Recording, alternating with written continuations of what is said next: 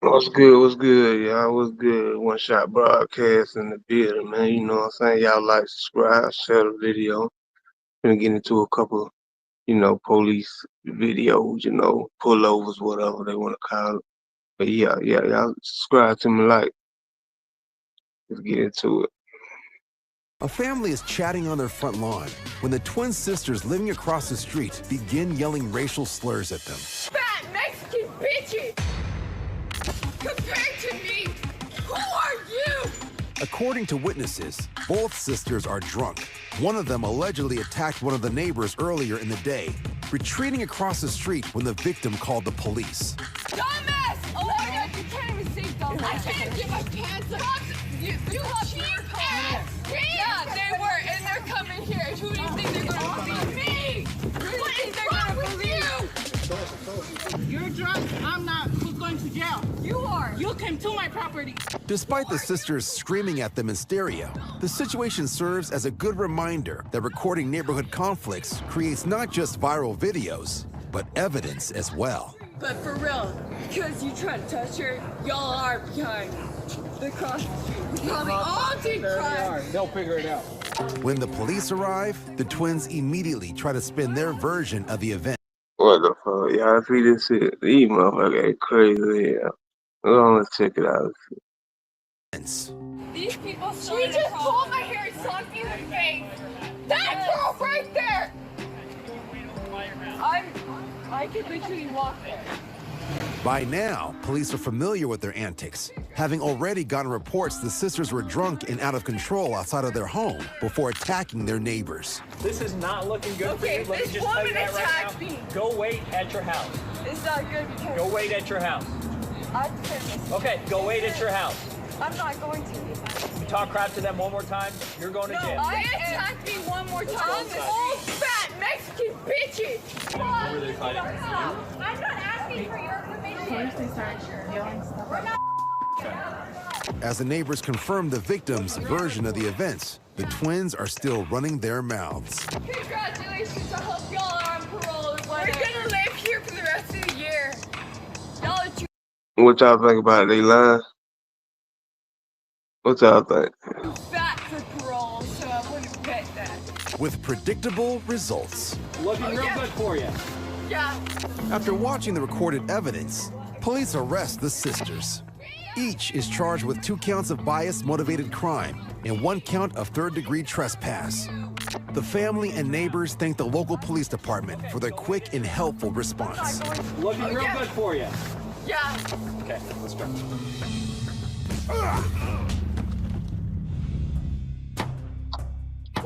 And I got you on video that you're destroying my car. Chatsworth, California. A dispute over a parking spot has sent this hammer-wielding neighbor into a rage. Get the out of this neighborhood. Yep. Cool, lady. Call, please. I'm calling. Don't worry. The woman's neighbors have made claims of racism and harassment since they moved next door to her over a year ago. They dial 911. Hi, I'm at one.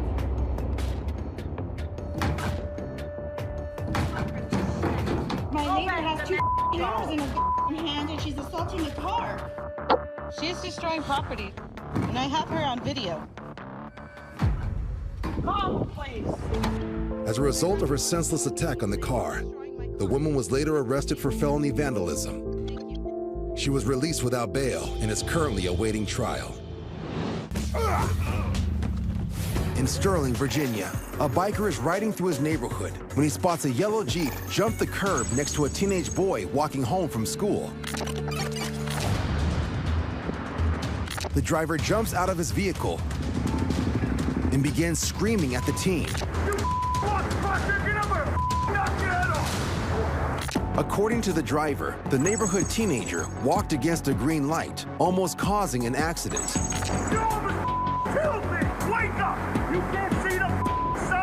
Seeing how angry the driver is, the biker decides to intervene. Hey, dude! Hey, you need to calm down on that kid. Come on. up, man. No, you. I'm calling the cops. Go ahead, cop. Guy almost Call the got cop. I killed. got it all on video, dude. What the I got it all on video. You need to calm down. What are you, a professional videographer? It I doesn't almost matter. killed him. The school kid seems unfazed by the near-death experience. You all right, dude? But when the biker calls the driver out for threatening the teen, You yelling at him? That's assault. the driver is put on the defensive. I'm in shock right threatened now. him. I don't even know what I said because I'm in I shock. got it on Thank you. video and audio. You threatened him. Claiming he is suffering from mental shock, I'm in shock, sir. the driver is now the one being driven over the edge. I'm in shock. I don't know what I'm doing. Ran over a guy who was walking against the green light. They're sitting here with this passive-aggressive tone as if there's no emotion attached to almost getting in a life-threatening accident. He's got a camera that somehow negates human emotion. I am in shock from what just happened, and he's sitting here trying to negotiate with me. And while the driver may be looking for a sympathetic ear, all he's getting is more agitated. He may If want you're to going back to bully away. me passive-aggressively, may then I not am back going to away. file charges against you for harassment. I am in Right. shock, and I need help. Then go sit on your bumper and wait for the ambulance to show up. The cops arrive minutes later, but finds no laws broken, so all parties are allowed to leave. Thank you, though. It would be me against him right now. The clip is uploaded, quickly going viral and watched over 100,000 times, with many questioning whether the driver is reacting fairly or fairly overreacting. I don't even know what I said because I'm in shock. Got it on Thank you. video and audio. You threatened him. Donata Banks has been living in a family neighborhood with her husband Corey for 6 years. When new neighbors, 26-year-old Luvia, her husband Miguel, and their 3 daughters move in across the street, they soon become friends. We actually just got along very well. We would sit out there and talk. They would offer beer to us, and you know, we would get drinks out there with them. We thought, oh, what a nice couple moving in. But the first thing out of the husband's mouth was how well did we know their neighbors to the right of them? And we had to tell them we knew them pretty well, unfortunately. According to Donata, the married couple who live near Luvia and her husband are problem neighbors. They would accuse us of all kinds of things. She's shouting obscenities. Someone's working on my house. She's calling the police. Soon after they move in, Luvia claims that the neighbors start making racist comments. Go back to Mexico. So Luvia starts recording. I'm actually Mexican, so I have always been proud of it. My whole life, I lived here in Indianapolis. I never experienced racism against me. Purchasing the home was the worst decision of my life. One evening, when Luvia is walking on what she thinks is her front yard, Luvia says the neighbor starts yelling at her. Get off my property. Get your fat ass off my property. I am on my property. It turns out that the neighbors think that 2 feet of Luvia's yard belongs to them. And as Luvia and her family don't have a fence marking their boundary, it becomes a constant issue. One afternoon, the neighbor becomes angry that Luvia's husband is mowing the contested part of the yard. Mexican's gonna be dead. And she turns her attention to Luvia and Donata, who are sitting on Luvia's porch.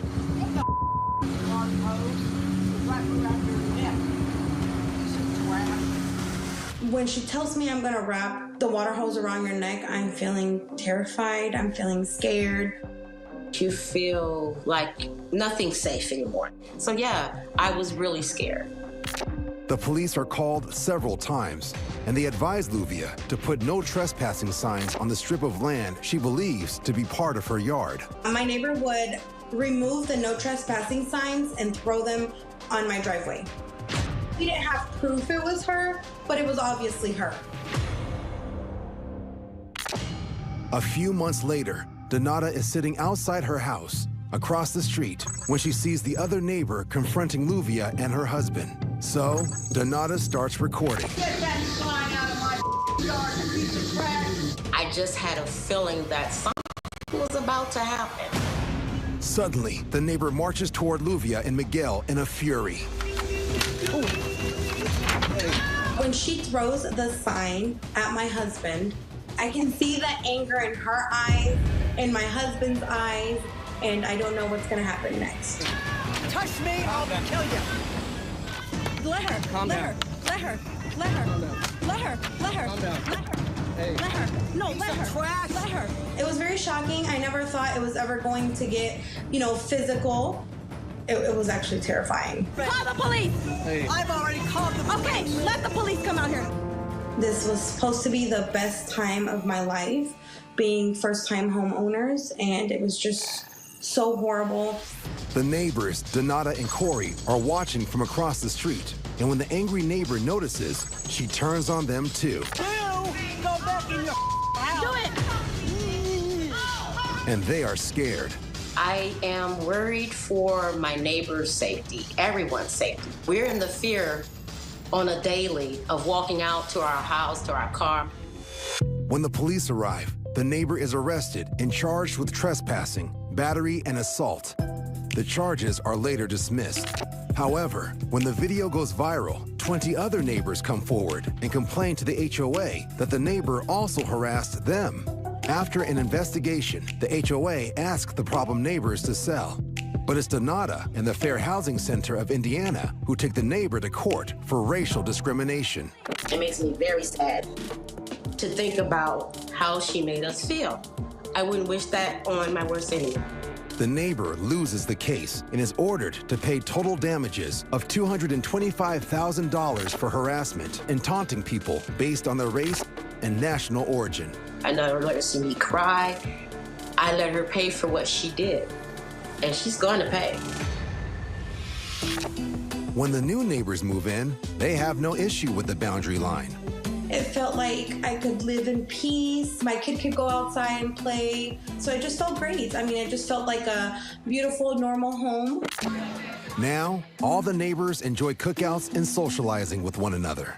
It's nice to have Donata and her husband as neighbors because they're always there for us. This incident brings the whole neighborhood together. So everybody's happy now.